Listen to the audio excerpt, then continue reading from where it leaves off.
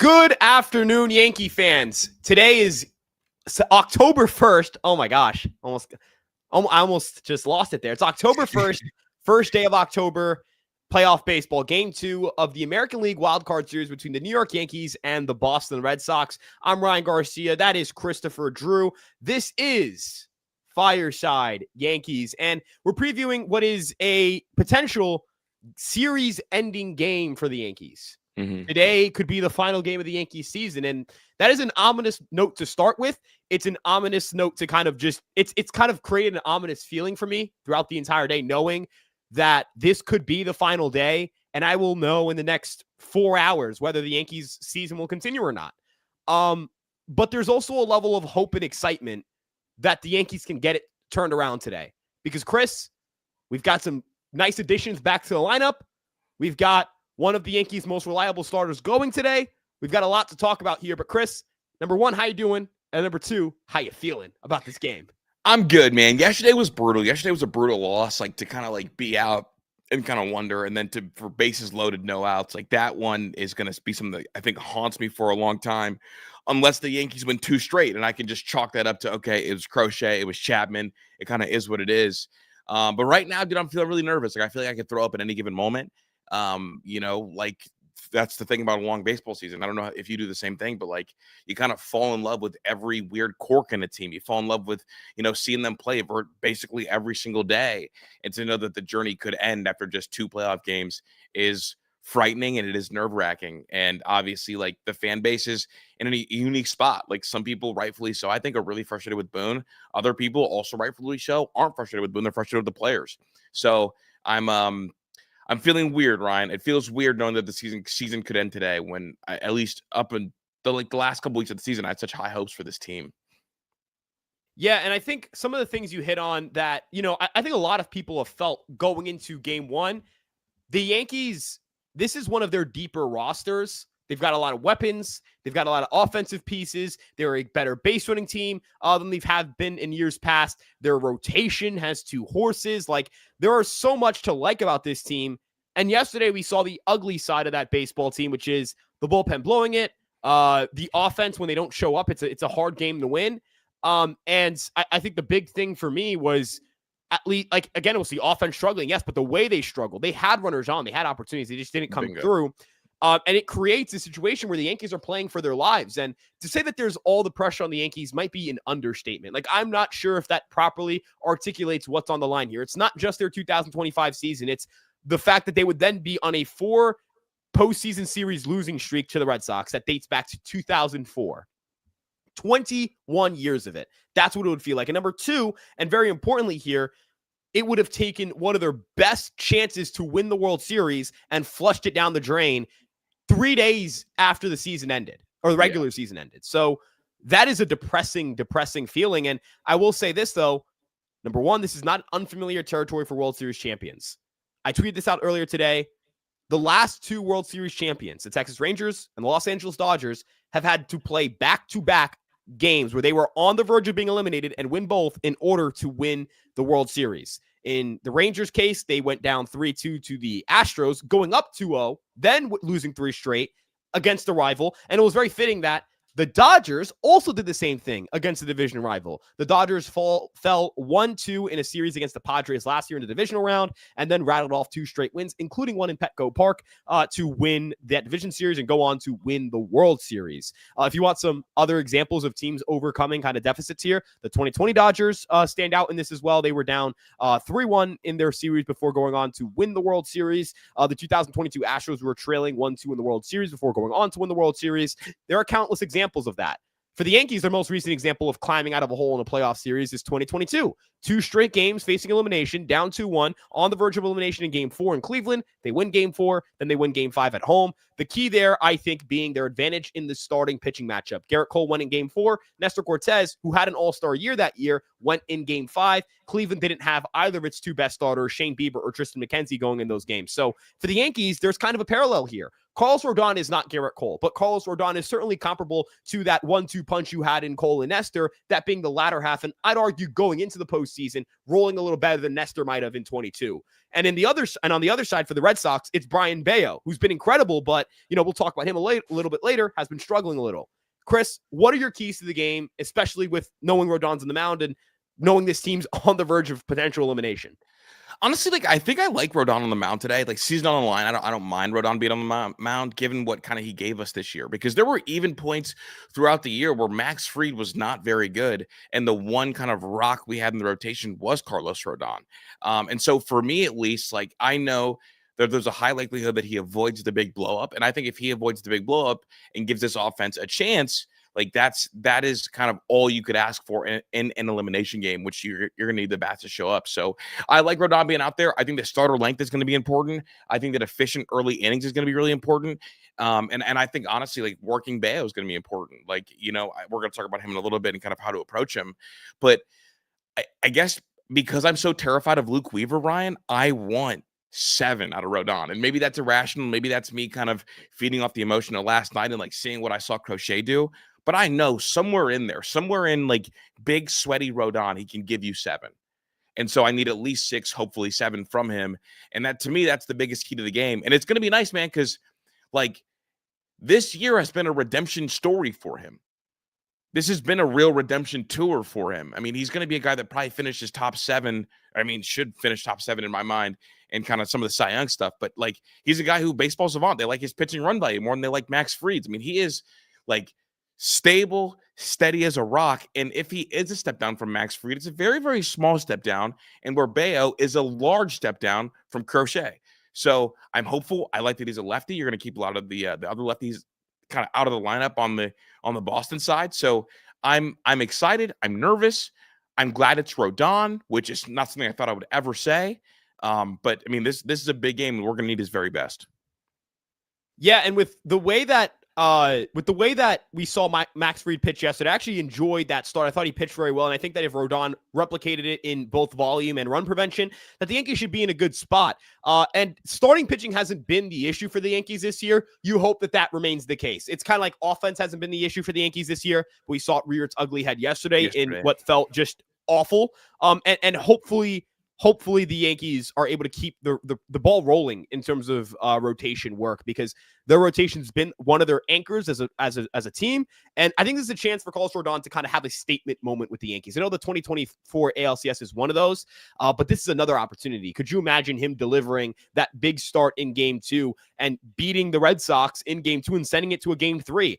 I'm not saying that, the legacy of it depends on something that has nothing to do with him in game 3, but Chris, don't want to get too far ahead of myself here, but if Rodon's the reason why the Yankees avoided elimination and won in game 3, that's the stuff of legends. That's absolutely the stuff that's something that is enshrined in Yankee history or Yankee lore and in the rivalry for a good bit. But this is an opportunity for Rodon to kind of redeem himself. And I think there are fans who, if you ask them their, trust tree with starters, Fried is number 1. I think I don't want to see. It's funny. The one tweet I don't want to see is the I miss Garrett Cole tweets. If you see an I miss Garrett Cole tweet and you miss the first 3 innings of the game, oh, it's so bad. Something awful happened. But I think Rodon isn't considered I think he's a tier below people in terms of the trust tree, the I like him tree for Yankee starters. And I want him to jump into that Fried tree. And I think a part of that is having a good start tonight. Fried kind of cemented himself, to me at least, when he made his playoff debut for the Yankees, as a guy that you look at as a bona fide ace, not just a really good starter, but as a guy you ride or die with, the guy you put your team, you put him on, he puts the team on his back and he carries them. Mm-hmm. And that's what he did for 6 innings yesterday. So with Carlos Rodon, look, the same guys that we talked about yesterday, Ref Snyder, Romy, Bregman, those are the same guys you got to worry about today. There's no Carlos Narvaez. Instead, it is Connor Wong. Now, on the surface, that's a help for the Yankees because Connor Wong is a righty who hits righties better than lefties throughout his career.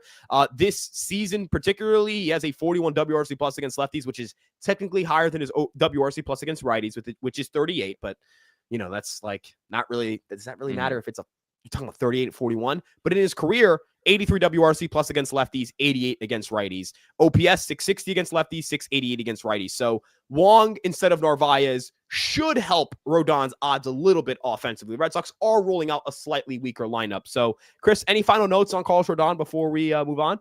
And Wong's not as good at controlling runners as Narvaez, right? No, he's not. And he's a worse framer. He's okay. Bayo's personal catcher. That's kind of his thing. That's his tag. It's like, when like Robinson Chirinos was Cole's guy in Houston, or like Martin Maldonado is Framber's guy. Yeah. It's that kind of same situation. I understand the defensive metrics aren't good. Like they're really bad. But I talked to a lot of Red Sox fans. They swear by the fact that like this is a guy who like Crochet pitches better with Chapman, Bayo, like guys love pitching to him. And so sometimes you got to throw out the metrics and just go, all right, this is a guy that pitchers like throwing to. Yeah. There's something to it. I don't know what it is, but and look, the Red Sox are playing with house money, so it's a feel thing right here. Right. And you got to have your starting pitcher comfortable, because for the Red Sox, they need Brian Bayo to be able to give them length in this game. I think that's going to be one of their keys. Do you think so? How? Okay, so like they only used Chapman yesterday. Chapman's not going to be available today, right? Mm-hmm. Like I'd imagine. There's no way. Yeah, I'd imagine. And the reason I think the bullpen is so important for them is game 3. Like if you lose game 2 and your bullpen's burnt out in game 2 and game 3, you've got Connerly early potentially going in game 3, maybe a bullpen game, that does throw some wrinkles in here for Alex Cora. I think he will be able to manage his bullpen well. I'm not like he's been here before. He's been a manager for God knows how long. If you've been a manager for a bunch of years, you know how to use your bullpen. It just kind of is what it is. But I do think length is going to be important for Bayo here. And I think there is some pressure to not burn out your bullpen. For the Yankees, there is also pressure there too. They had to use Bednar. They had to use Weaver. They had to use Williams. Like if you have to use them again tonight, you're going to want to use them tomorrow. But that depends on whether you win today or not. So that's another variable here for the Yankees. But I do think for the Red Sox, you want to avoid for Bayo. There's going to be some value put on length. And if you're Rodon, you can outlast him in this game. I think you give the Yankees a really good chance at winning it, despite the fact the Red Sox have such a good bullpen. Yeah, I guess that's the key for me. It's not fair, but Rodon's going to need his best stuff, or he's going to get really criticized. If his best stuff isn't there. And again, it's kind of like we talk about like the two outcomes. Sends the Yankees to game 3, struggles, Yankees lose here, and we sit through an offseason. No playoff wins in a year where we win 94 games. Swept by the Red Sox. Just so many there's just so much negativity and animosity and toxicity that could come out in the next 12, not even 12 hours, like 3 to 4 hours. Yeah, dude. And so there's a lot of pressure. There is, and I don't want to shy away from that. Like, I don't want to make it seem like this is a nothing burger. Like, it's just like, obviously the postseason is random, but that doesn't alleviate the pressure and the narratives and the stakes at the table, at hand here. I don't want to downplay any of that as a Yankee fan who, just like all of you, and I think this is what we, you and I talk about being fans and like doing this, but also trying to be objective in all of this. I think that's where we can relate to everyone watching. Like, we're not going to sit here and tell you on, let's say we go live at 10:30 and then we lose. I'm not going to sit here and tell you it was a great year and they just didn't get it done. Oh, well, back at it next year. I'm going to be honest with you guys. I'm going to feel pain. I'm going to be angry, upset. I'm going to look at this year in disgust. Like you're going to feel all those negative emotions. I don't want to feel that. Right. I don't. I like this. I like everything about this team on paper too much to want to feel that way about them emotionally as a fan. And like, you just want to get to a longer series. Yes. So the bats can like last over time, right? Yes. Like you just want to get to a longer series. And that's all I want, because I think this team in a 5-game series beats everybody. I think this team in a 7-game series beats just about everybody. I feel really good. It's just like the tough pull of Crochet game 1. Like one of the game's true, 2 or 3 frontline superstar aces. Yeah. And you just don't want the season to end, given the fact that over a course of 5, like this team is gonna slug. They're gonna hit the long ball. They're gonna have the best offense in baseball. So I don't know. It's nerve-wracking, man. It's nerve-wracking. No, I completely hear you. I am about as nervous as I've been going into a playoff game. That's just where I'm at right now. And, kind of segueing this into the starter we're facing tonight and shifting this more to the offense side of things before we go back to the pitching staff for our final segment. The Yankees are facing Brian Bayo, who has owned them in terms of run prevention throughout his career. But last time the Yankees faced him, tagged him for 4 runs, knocked him out after 5. I think that in a playoff game, he would have been knocked out after 4. I don't think he gets that 5th in a playoff game.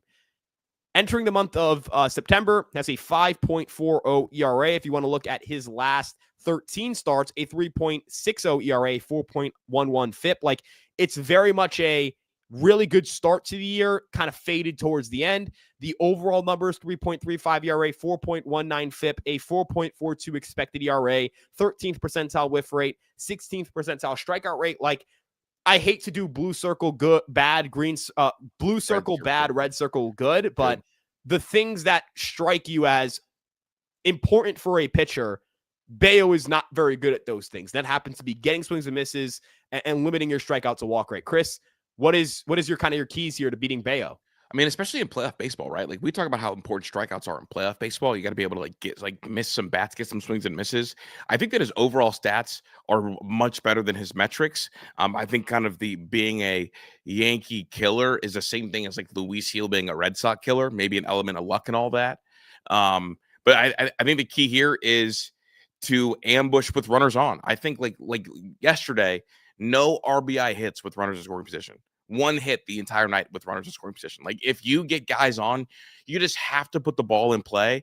And the fact that like he's not a swing and miss pitcher makes me feel good, because when the Yankees put the ball in play, traditionally they're very good.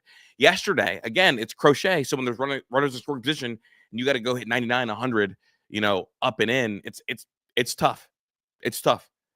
So yeah. I think putting the ball in play with runners in scoring position is the number one key. And it feels like an easy thing, but after seeing it yesterday, obviously, like, bases loaded, no outs, and you only put 1 ball in play, and it was a weak fly ball. That's kind of going to be the key today. Yeah, and something that you alluded to there, like the ability to put balls in play. If the Yankees put balls in play in the first inning, they might have scored a run. And if they put balls in play in the 9th inning, they might have scored 2 runs. Yeah. Like, the Yankees might have won the baseball game if they could put the ball in play against Crochet and Chapman. Bayo presents you an opportunity to get balls in play. And that alone, for an offense that generates a lot of slug, is something the Yankees should be somewhat excited about. I'm not saying you're happy to face Bayo given the prior track record, but I don't think he profiles as someone who dominates in the postseason. Again, look, we've seen, weird things happen already. The Yankees finished first in runs scored and scored 1 run yesterday and went 1 for 7 with runners in scoring position. Like, that can happen in a baseball game. But I think that's almost more understandable. Like, people, I don't chalk that up to random at all. Like, I chalk that up to Crochet being Crochet. Yeah, that's fair. That's fair. Yeah, that's kind of. I think that was Crochet being Crochet. Yeah, I'm just saying, like, the thing, like, the Yankees being the best offense in baseball by runs scored and scoring 1 run can happen. Yeah. Bayo pitching well can happen. Don't get me wrong. But I would bet against the Yankees struggling against someone who gives up so many batted balls. And if you look at some of the guys that the Yankees are going to get into this lineup today that weren't there yesterday, the 2 that stand out are Jazz Chisholm and Ben Rice. Jazz Chisholm has had an incredible year, 30-30. Ben Rice, another guy, having an incredible year. It'll be his first postseason action. If you look at how they faced off against, how they did against right-handed sinkers, Ben Rice slugged 680 with a 705 expected slugging percentage. Chisholm slugged 590 with a 566 expected slugging percentage. So, Chris, I think these 2 guys are going to be just monumentally valuable to have in this baseball game. What are you hoping to see from both Jazz and Rice in today's matchup? Well, honestly, like roll out the red carpet for the drama. I mean, like, we've all spit on social media. We've all seen the picture of Ben Rice looking like clenching his jaw very hard, watching the game go down. A kid that's kind of from that area that grew up hating the Red Sox and is a Yankees fan, like, getting his first crack at it. I'm sure it sucked. And I would have loved to see Ben Rice yesterday against the high velo pitcher, because, like you said, he hits fastballs at a great rate, one of the best in all of baseball. I'm just looking to see a Ben Rice ambush, Ryan. I think that Ben Rice's power plays in the postseason. I would have loved to see him last postseason. Obviously, he wasn't in the circle of trust, and hitting 4th is going to be in a really critical spot, because here we go. Aaron Judge is seeing the ball really, really well. I'm hoping to see a hyper-aggressive Ben Rice. One of the things that bugged me early in the year about Ben Rice was maybe some stuff that you mentioned, swing decision stuff, kind of letting too many strikes go by. But he does have a good eye, so, whatever. I'm hoping to see loud contact from Ben Rice early. I think if we see loud contact from him early, we will get the moment that we need, and it'll be a legacy moment. Because if you have a big hit in this game, in this series, especially if this team goes on to win this series, not just the World Series, this series, that is the stuff of legend. Like we talked about Rodon's legacy. Right now, Ben Rice has a chance to really stamp his legacy. He finished the year very, very hot, very hot. Obviously, the 2 home run game on the last game of the year, and him being out there is super crucial because I don't think we'll see it again. He's a guy that does not strike out a ton, Ryan, at least not as much as Big G. And so if there are runners in scoring position, I would like to see Ben Rice just put the ball in play and kind of cement and make people. Honestly, I want Ben Rice to play so well today that people are criticizing Aaron Boone even more for not having him in the lineup. Yeah, the tweets. So here's kind of your Yankee fan, your bingo cards of tweets you want to see and tweets you don't want to see. Tweets you want to see. How'd they sit Jazz and Rice? Incredible. Yes. Boone cost them game 1. Not that I agree with those tweets, but you do want to see them because that means those guys are playing well. You also want to see the, I don't know, like you want to see Anthony Volpe, playoff Volpe. You want to see another playoff Volpe tweet because that means he's doing well. Yeah, I mean, he went 2 for 4 yesterday too. I mean, him and Judge came to play. And I also thought Goldie had a lot of really good at-bats, just for the record. I love the at-bats from Goldie, yeah. And, you know, kind of on this same note, Max Goodman, he covers the Yankees for NJmedia.com. He put out some stats of the starters against Brian Bayo tonight. Cody Bellinger, 4 for 10, 2 home runs. Jazz Chisholm, 5 for 15, 1 home run, had that 3-hit day against Bayo in their last matchup. Volpe, 6 for 17, 1 home run.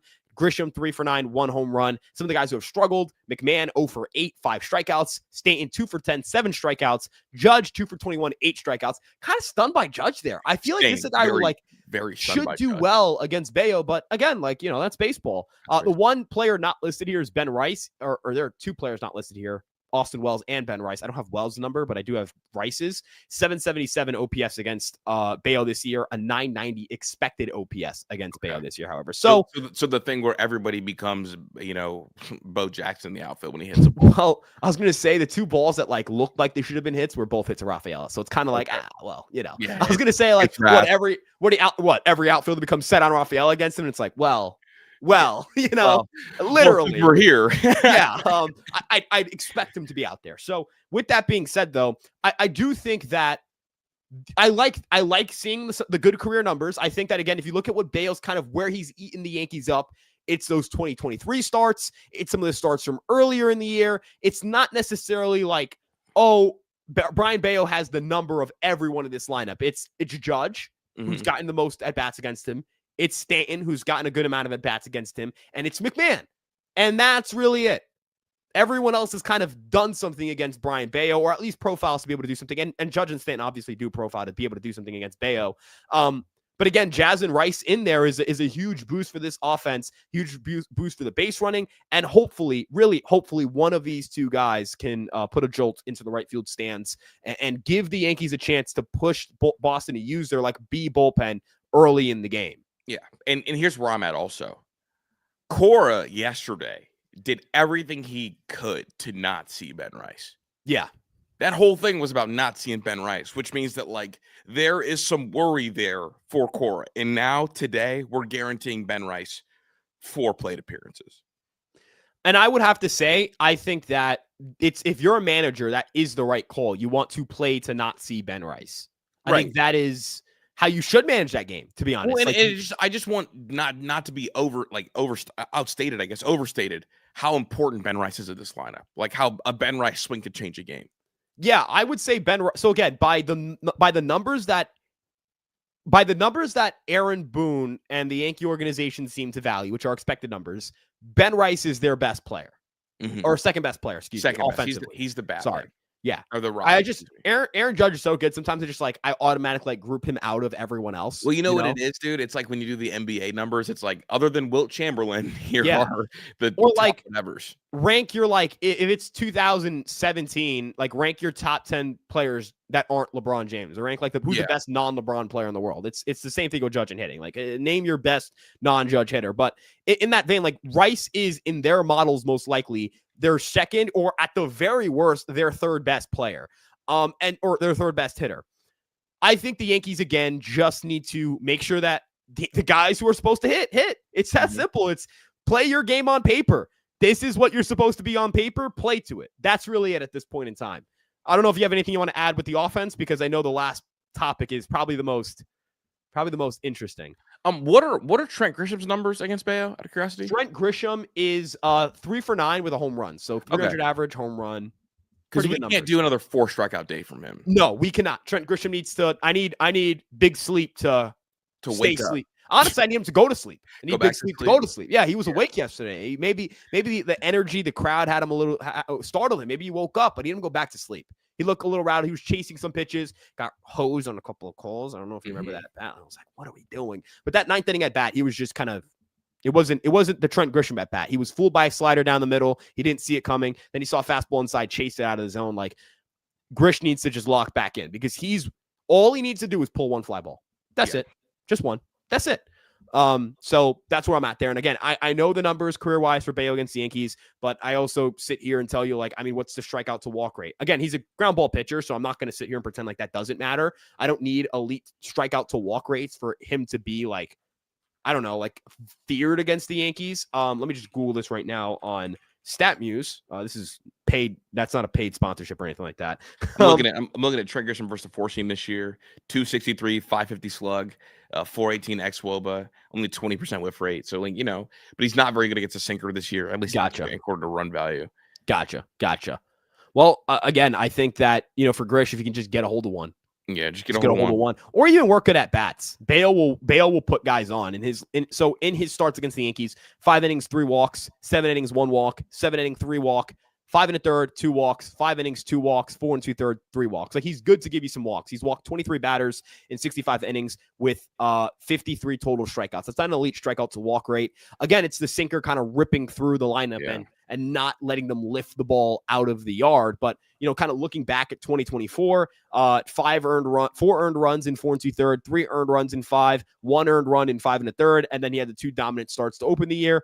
Those came in June and August. His most recent start against the Yankees at Yankee Stadium was probably, I'd say it's one of his best. 7 innings, 1 walk, 5 strikeouts. Like, that's one of the best starts probably of his career. Like, that was a gem. Not a lot of walks, keep the ball on the ground a ton. Yankees just need to keep him from finding a rhythm and hit a ball in the air hard. Hey, all it takes is one sometimes. What's up? I didn't realize Trent Grisham actually has been really unlucky against the sinker this year. His xBA is 319, xSlug 518. Makes complete sense. Which is a lot better than his fastball expected or his fastball actual numbers. Again, so there's a 90-point difference in his xBA on sinkers than his actual batting average on sinkers. I hope that results in some damage. That's all I can pray for. That's a pretty sizable discrepancy, Ryan, when I'm looking at it. Yeah, for sure. And again, when it comes, so for you guys who are not aware, Bayo is very, like, he'll mix up his but he'll mix up his shapes against lefties specifically. Lefties are where he'll just kind of throw the kitchen sink.